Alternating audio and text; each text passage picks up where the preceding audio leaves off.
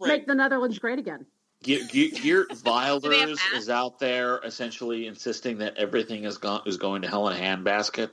So I would not be surprised if Trump confused something Wilders actually said for a terrorist attack in the Netherlands and say at some point, you know what's happening in Antwerp, when even the people in Antwerp don't know what the hell is happening because they have no idea what the hell he's talking about because he thoroughly misinterpreted something Geert Wilders said. Should we set up like an over-under on number of weeks? Yes, on the Antwerp incident.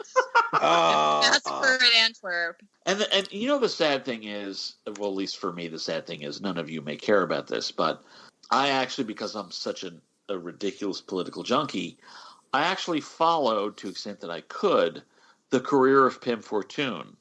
And who is it's that? pretty what is clear. That? Okay, Pim Fortuyn was a politician in the Netherlands. He was everything Milo Yiannopoulos wants to be and pretends to be.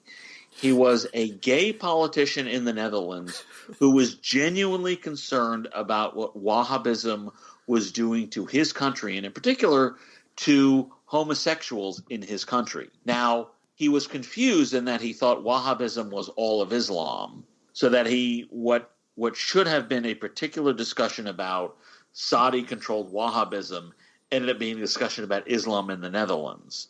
But, no human is perfect. But he was, a left-wing activist actually shot and killed him and murdered him. So he was literally a martyr for this cause. And there are a whole bunch of people who essentially try to essentially take the bloody shirt, if you will, of Pim Fortuyn and use it to advance their careers. Geert Wilders is one. He's essentially the guy who is the leading anti-Islamic politician in the Netherlands. And again, he's confusing Wahhabism for Islam. And even for this aftercast, I could take forever explaining the differences. But Milo Yiannopoulos, clearly in my mind, Milo Yiannopoulos is the guy who clearly thinks he is the next Pim Fortuyn. He's not, because Pim Fortuyn was an intellectual and Pim Fortuyn was far more intelligent about discussing the politics of the Netherlands and the politics of Europe in general than Milo Yiannopoulos will ever be. But I think in my mind it's abundantly clear that Milo Yiannopoulos is trying to be the next Pim Fortuyn. Pim Fortuyn, for all his flaws, and he was a human, he had a bunch of flaws. For God's sakes, he thought pederasty should be legalized. But Pim Fortuyn was a decent guy who saw a threat to homosexuals in the Netherlands and tried to counter it, and was generally sincere about what he wanted to do for the Netherlands. And one of the things that, frankly, bothers me, and I'm actually tearing up about this, is and I know that sounds funny, but so many people are essentially using him and using his career and using his murder as an attempt to advance their own careers without actually understanding what he was trying to do and the warnings he was trying to give, that it just really, really hurts me personally, because even though I only knew him from various BBC reports and Telegraph reports, I know what he was trying to do. I know the warnings he was trying to give. And that's been lost in the time since his murder. And for whatever reason, that just really hurts. When was he murdered? 2002. It's been 15 years. No kidding. He was murdered in the spring of 2002, May 3rd or 4th, I think. By the way, there was a very interesting presentation on Pim Fortuyn at the Philadelphia Society a few years ago. Philly Sock, just by way of explanation, is basically an intellectual group that grew out of the Goldwater campaign. You actually see some very interesting fights over foreign policy within the group. I can imagine. But they actually did bring in 3 or 4 years ago. They brought in some European speakers. They brought in the former prime minister of, I forget which of the Baltic states it was, but they brought in, he'd been the youngest head of state for the country in centuries, well, because their country hadn't existed for a while. But they brought in. He was 92 years old, but he was the youngest. Yeah, but I mean, he was elected prime minister when he was in his 30s, I think it was. Okay. So, but they brought him in, and they brought in someone from the Netherlands and so forth.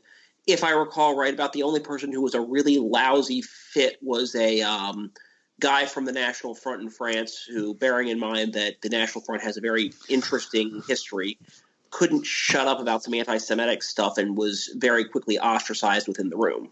But other than that, there was very interesting discussion about where he was on the spectrum ideologically and so forth, and just discussing how there's almost a, I will say, Hitchensian criticism in there. Yes, I know where he meant, the mixing up Wahhabism and Islam as a whole is, frankly, it's an easy mistake for people to make, because Wahhabism and its ugly offshoots are the most visible versions of Islam in both the literal sense, in that they encourage,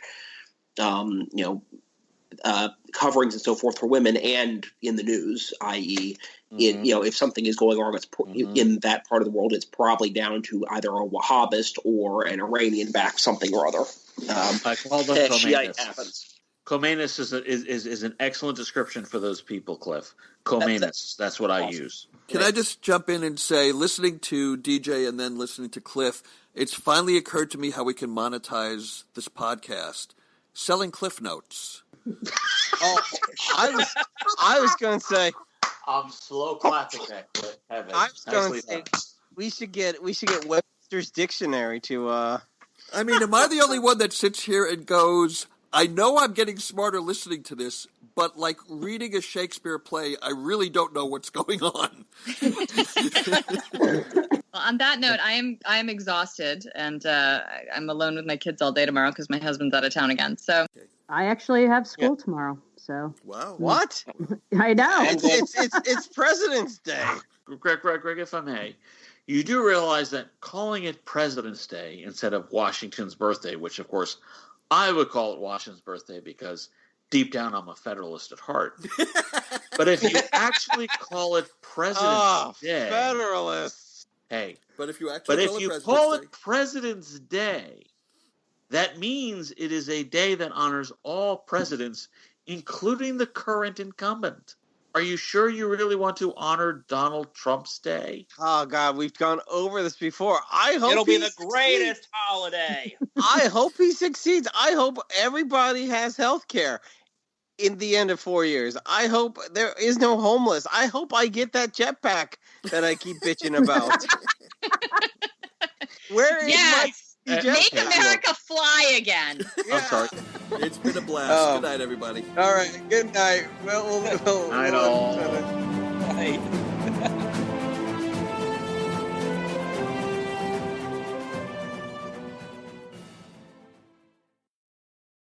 Start the new year right during the Xfinity Hello 2021 sales event. For a limited time, get Xfinity Internet and mobile together for only $35 a month for 12 months with a 1-year agreement. And mobile with our 1 gig wireless data option. Plus, get $250 back. This sale ends soon, so visit Xfinity.com, call 1-800-XFINITY, or visit an Xfinity store today.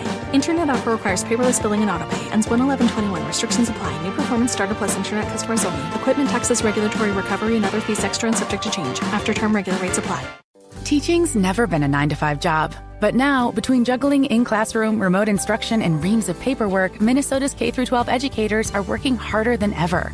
United Healthcare knows this may take a toll, so we offer health plans designed to help you deal with the stresses and strains. Quality coverage with innovative programs and resources for emotional wellness and physical health. We go above and beyond, just like you.